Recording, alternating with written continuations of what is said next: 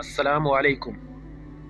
तुर्की के खलीफा सुल्तान मुराद की आदत थी कि वो भेस बदल कर अवाम की खबरगिरी करते थे। उसने एक रात अपने सिक्योरिटी इंचार्ज को कहा कि चलो कुछ वक्त लोगों में गुजारते हैं।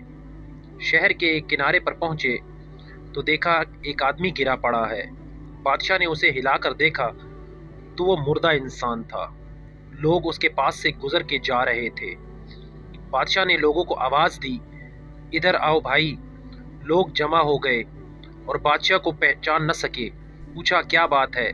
बादशाह ने कहा, यह आदमी मरा पड़ा है, इसको किसी ने क्यों नहीं उठाया? कौन है ये? इसके घर वाले कहाँ हैं? लोगों ने कहा, यह बहुत बुरा और गुनहगार इंसान है। सुल्तान मुराद ने कहा, क्या ये उम्मत मोहम्मदिया में से नहीं है? चलो इसको उठाएं और इसके घर ले चलें। लोगों ने मैयत घर पहुंचा दी। उसकी बीवी ने खावंद की लाश देखी तो रोने लगी। लोग चले गए। बादशाह और उसका सिक्योरिटी इंचार्ज वहीं औरत का रोना सुनते रहे। वो कह रही थी, मैं गवाही देती हूँ बेशक अल्लाह का वली है और नेक लोगों में से है। सुल्तान मुराद बड़ा मुताज्जिब हुआ, ये कैसे हो सकता है? लोग तो इसके बारे में ये बातें कर रहे थे और इसकी मैयत को हाथ लगाने को तैयार न थे। उसकी बीवी ने कहा, मुझे भी लोगों से यही तवक्को थी।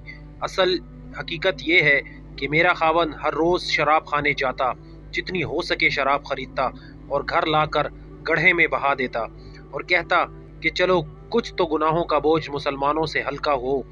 और इसी तरह रात को बुरी औरत के पास जाता और उसको एक रात की उजरत देता और उसको कहता कि अपना दरवाज़ा बंद कर ले, कोई तेरे पास ना आए।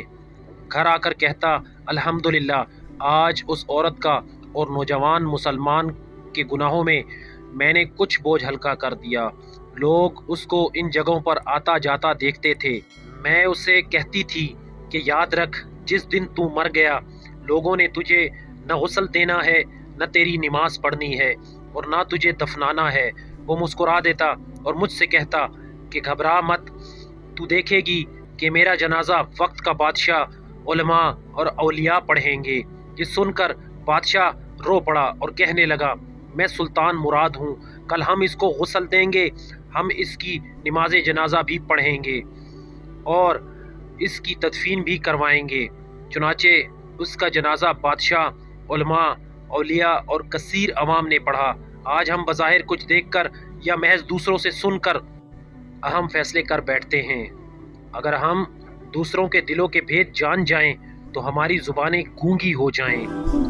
फहद, निगाहे कम से किसी रंद को न देख, न जाने उस करीम को तू है कि वो पसंद। वस्सलाम।